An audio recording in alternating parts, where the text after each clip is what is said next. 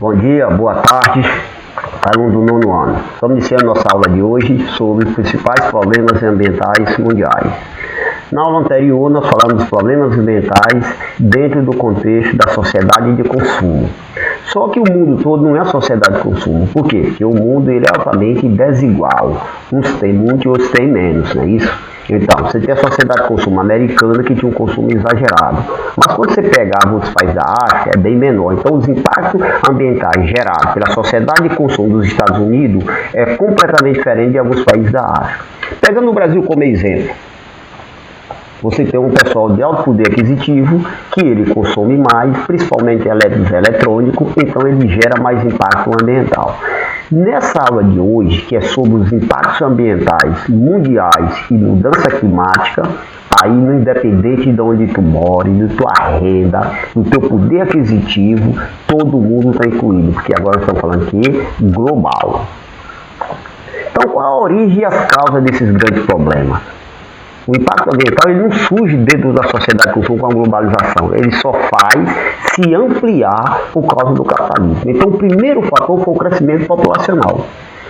No início, a população, como você não tinha acesso a saneamento básico, o crescimento da população, ele era, de certa forma, digamos, não estagnado, mas ele não tinha uma explosão demográfica. Por quê? Porque nascia muita gente, mas também morria muito. Ou seja, a natalidade era alta, mas a mortalidade também era alta.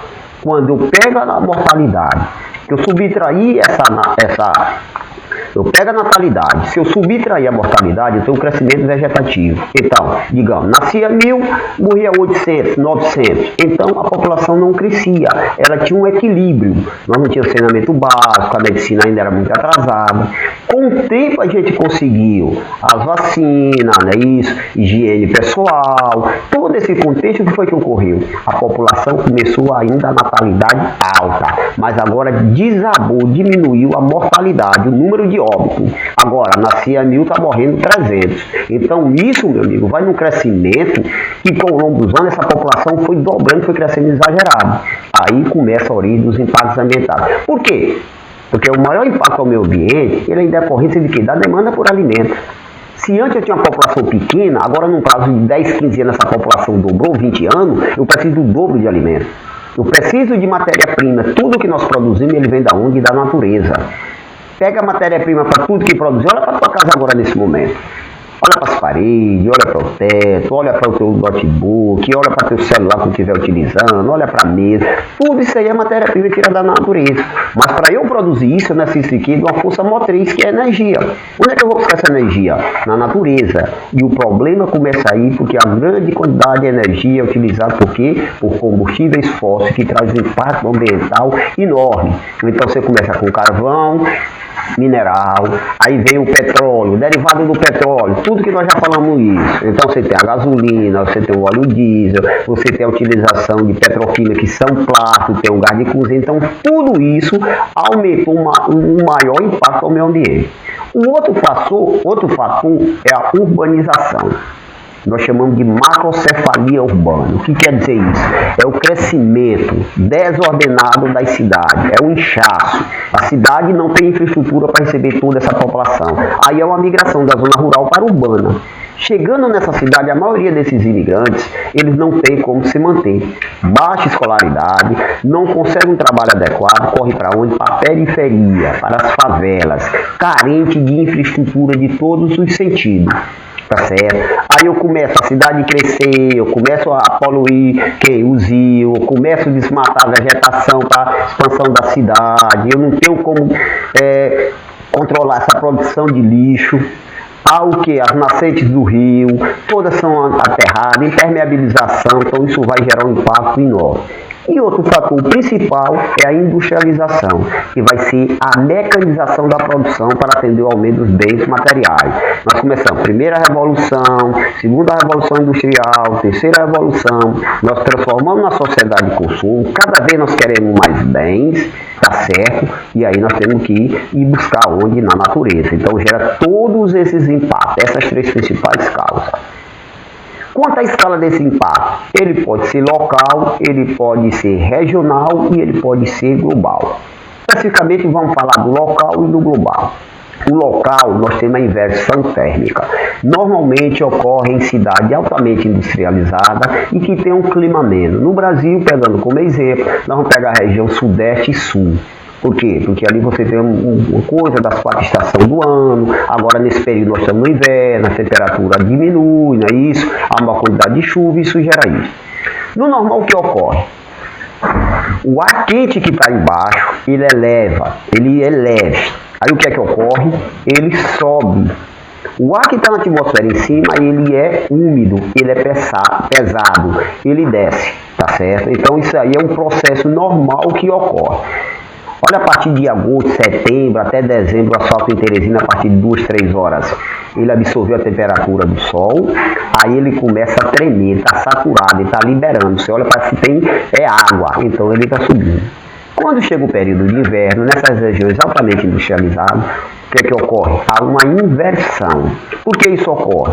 Essas regiões são altamente industrializadas. Olha as indústrias mostrando aí embaixo, na imagem da alta pressão atmosférica do lado da direita. Então aí eu tenho o uso de quê? De vários combustíveis fósseis, dióxido de carbono, pela indústria, pelos automóveis no dia a dia. Aí a gente chama daquela poluição, a fuligem. Ela sobe e estaciona no meio. O ar que está embaixo vai ter que subir e o que está em cima tem que descer. Aí eu criei uma barreira no meio. Aí o ar não sobe, retorna para baixo. A cidade vai estar querendo chover. Lembra da aula anterior que eu mostrei uma imagem que era da China, todo mundo de máscara, parecia que era dia de chuva? Ali é o tipo que nós chamamos de inversão térmica, tá certo? Por que isso ocorre?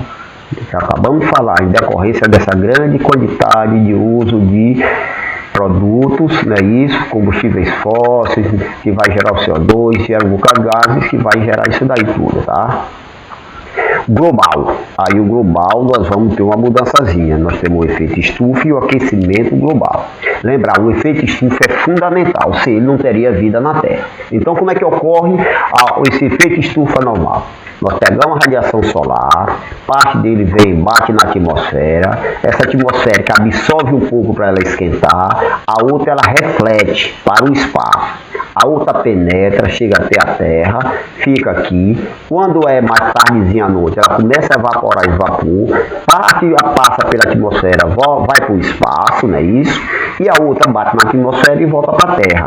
Por isso que nós temos um ponto positivo, mas que entra e fica, faz com que a Terra tenha em média 14, 15 graus de temperatura média. O problema é pelo uso desses combustíveis fósseis. Não só fósseis, e um monte que nós vamos falar agora. Então, primeiro começa com desmatamento e queimada. Quando eu faço esse desmatamento e essa queimada, eu vou produzir o dióxido de carbono, que ela vai criar essa camada. Quando eu uso CFCs, que são clorofluorocarbono, é usado em spray, aquelas placas de neon, era utilizado antigamente em geladeira, o gás de geladeira. Eu pego os combustíveis fósseis e os seus derivados, utilizando em automóvel o petróleo, o etanol, não é isso? Uso também combustíveis fósseis na produção de energia, produzido na termoelétrica, o gás, não é isso? Vou usar o carvão mineral. Então tudo isso faz com que eu crie esse estufa, que é uma coisa que ela penetra, mas não consegue sair. Um exemplo bem claro que a gente sempre fala, porque fica bem acessível, é você ver um automóvel exposto. Ó, tá vendo o automóvel bem no meio aí? Então digamos que esse carro que está aí, o vidro está fechado, ele está exposto aos raios solares. O sol bate nele e penetra. E aí que está dentro, o carro fica quente. Só que ele não consegue sair pelo vidro. Ele fica abafado. Se você deixa o carro exposto há muito tempo, quando você faz a primeira providência, você baixa o vidro, você liga o ar-condicionado. A terra é mais ou menos como essa estufa. Pelo uso intensivo de combustíveis fósseis, desmatamento e queimada, eu crio uma camada de fuligem na atmosfera, onde os raios solares entra, mas não consegue sair. E aí não me interessa se eu estou num país lá da África, que é agricultura tradicional, se eu estou no interior do Piauí, mas se os países europeus, se os asiáticos como a China e a Índia, os Estados Unidos, o próprio Brasil na região sudeste, está produzindo isso muito, ela não vai só atingir ele. Ele é global, ele é nível de globo. Isso, as consequências é drástica. Então vem o quê? O aumento do nível dos oceanos, tá certo? O aumento da temperatura, Em regiões que chovia muito, agora diminui. Outro lugar que não chovia, agora começa a chover mais. Como é que essa natureza vai adaptar? Se eu pego a vegetação semiárida, que é chamada do semiárido, que é pouca chuva. Se agora começa a chover muito aqui, ela não vai conseguir, porque era uma planta xerófita, adaptada a pouca água. Agora eu pego a região amazônica, que é a área de quê? Clima equatorial, chuva de janeiro até dezembro. Se lá começa a diminuir a chuva, a coisa não vai aguentar. Então é global. Por isso a pressão em cima do governo brasileiro, pelo aumento do desmatamento, pelo aumento da queimada, os países todos questionando, dizendo que não vão comprar os produtos brasileiros. Por quê? Porque se o Brasil faz aqui, vai atingir o resto do mundo, tá certo? Agora, quanto ao espaço, ele pode ser urbano e ele pode ser rural. Dentro do espaço urbano, nós temos o que nós chamamos ilha de calor. Por que ilha? Porque ele é localizado numa determinada parte da cidade. Lembra, nós temos um município que é formado pela zona urbana e rural. Ou seja, eu tenho uma cidade e eu tenho uma zona rural. Como é que ocorre? Quando os raios solares vêm em direção aqui, quando ela bate na zona rural, lá eu tenho maior quantidade de água, a absorção do calor é menor, lá eu tenho maior quantidade de vegetação, lá eu tenho menor número de pessoas, consequentemente menor número de casas. Quando eu vou para a cidade ela é impermeabilizada, calçamento, asfalto, desmatamento é enorme, construção de prédio com concreto, tá certo? Então, isso aí ela vai absorver a maior temperatura. A circulação do ar não consegue por causa dos prédios que são grandes. Então, você vai ter uma diferenciação de temperatura que ela pode variar de 1 a 10 graus. Você pode pegar São Paulo num dia quente no centro com 35 graus e tu pode pegar a zona rural do município de São Paulo com 10 graus a menos. Teresina dá pra gente ver isso, não dá de ver de forma clara como é São Paulo, que não são industrializados, mas você consegue ver. Pensa Teresina no centro normal, assim, no dia a dia, sem estar ninguém com convite, essa história toda da pandemia, está todo mundo enclausurado. Você está no centro de Teresina, pouca vegetação. Cidade toda cheia de asfalto, um grande número de automóveis. Aí você tem automóveis, você tem a moto usando o quê? Combustíveis fósseis, não é isso? Grandidade de prédio, o vento vem aqui da zona leste, chega num puti ali, tem aquela linha de prédio, não deixa esse ar passar, circular, tá certo? Aí você ainda tem algum tipo de indústria, você tem restaurante, que tudo vai gerar o quê? Calor. Aí tu pega um ônibus ali no centro, quando tu entra nele 5, 6 horas da tarde, a temperatura está com certeza absoluta acima de 40 graus, 40 graus dentro. Olha para os pontos de ônibus sem Teresina. Aonde tem um ponto de ônibus não tem nem asfalto. Ele tira o asfalto e bota concreto, porque o asfalto não suporta, ele fica ondulado pela temperatura. Aí tu pega esse ônibus super lotado, 5h30, 6 horas da tarde, um calor infernal. Tu passa o Rio Puti, tu chega ali no São Cristóvão, já tem uma diminuiçãozinha. Por quê? Porque tu vai se afastando do centro da cidade, tu já passou pelo rio, começa a aumentar a vegetação. Quando tu vai chegando, tu chega ali no Santa Bárbara, a temperatura já deu uma amenizada. Por que isso ocorre? Porque tu tá na área que é mais ligada à zona rural, menor quantidade de prédio, tá certo? Maior vegetação, menor impermeabilização. Então tudo isso faz com que nós tenhamos essa variação de temperatura, tá? Na rural, aí nós vamos ter a contaminação, o agrodefensores dos solos e dos rios. Olha essa imagem aí. Eu estou na agricultura, trabalhador plantando aí, digamos, hortaliça, tomate, alface, repolho. Olha o grande inseticida que ele está usando para matar os insetos, pesticida. Então tudo isso vai contaminar o meio ambiente. Olha esse avião aí pulverizando. Quando eu tenho agricultura pequena, é o trabalhador com isso aí. Mas se eu vou para o agronegócio, na produção de quê? De soja, de milho, trigo, algodão, você não tem um trabalhador comum, você tem vários aviões purificando isso daí. Eu vou plantar uma semente transgênica, então ela resiste o veneno. Eu jogo veneno em grande quantidade, só que esse veneno vai bater na agricultura do agronegócio, que é grandes propriedades. O que é que isso vai gerar? Contaminação do solo. Quando chove, essa água vai direcionar para onde? Para o rio. Esses agrotóxicos ele vai levar de coisa todo o rio. Então esse é outro impacto, tá certo? Por isso a necessidade, quando você vai comer uma fruta, uma verdura, tesoura, lavar com água, com um pouquinho de cloro, ou água sanitária, ou mesmo sabão, independente se nós estamos na pandemia ou não, porque a quantidade de agrotóxico é grande. Tá vendo o tomate aí como exemplo? Vocês acham que é tomate, ou pode ser uma maçã, a quantidade de agrotóxico nele é enorme, tá certo? Aí o que foi que ocorreu?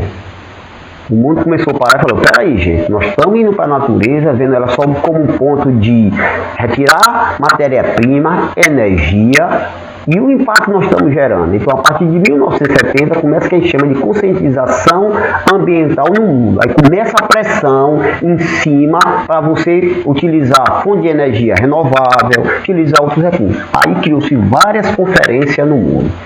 Uma das primeiras, e ela quase toda sobre mudanças climáticas.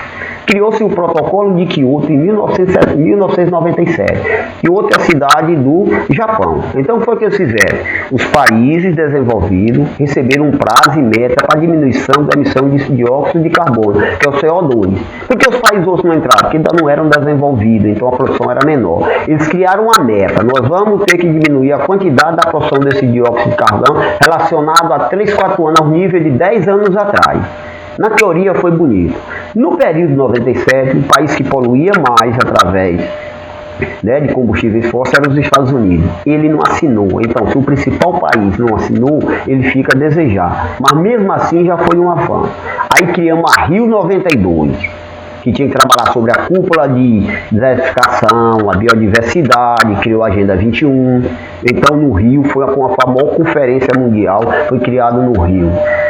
Ela foi com mais de 150 presidentes, primeiro-ministro, rei, todo mundo. Então houve uma preocupação. Teoria linda. Vamos ver sobre a biodiversidade, tá certo? Vamos reduzir significativamente o índice de perda da biodiversidade até 2010. Proteção de 10% dos habitantes em financeira nacional. Por que escolhido o Brasil? Porque tem a maior biodiversidade do mundo. Nós temos o maior grupo de povos indígenas ainda. O que é que nós estamos vendo hoje na atualidade? Esses povos sofrendo consequência disso, aumentou o desmatamento na Amazônia, aquela queimada. Por isso que a pressão enorme em cima do governo brasileiro. Porque quando nós fazemos isso aqui, ele engloba todo mundo. O que era essa Agenda 21? Olha a quantidade de países. 193 países estavam presentes na época 92. Comprometeram a desenvolver sua própria Agenda 21, seria para o século 21. Ia discutir e propor que soluções globais, locais para a questão socioambiental. Então você associa a qualidade de vida ao ambiente. Por isso tem muitos países que estão dizendo que não vão comprar nada que seja produzido na Amazônia, digamos a soja, porque lá eu estou fazendo desmatamento, eu estou fazendo queimado, estou acabando com a biodiversidade, e eu, de certa forma, estou expulsando, tirando os nativos da sua área aí. Depois se criou a Rio mais 10, criou a Rio mais 20, então foram vários processos nisso daí para desenvolver. Então não existe mais espaço, mesmo o impacto sendo grande, com muito empecilho, mas não tem mais espaço para nenhum país do mundo se isolar. Se o Brasil continuar tentando produzir na região amazônica, ele não tem comprador. Ninguém quer comprar mais um produto, nenhuma empresa quer associar o seu nome a uma área de desmatamento, que você acabou de biodiversidade, você está aumentando a desertificação, você está ajudando a acrescentar as mudanças climáticas, tá certo? Então, gente, nós vamos parar por aqui, encerramos aqui. Até mais.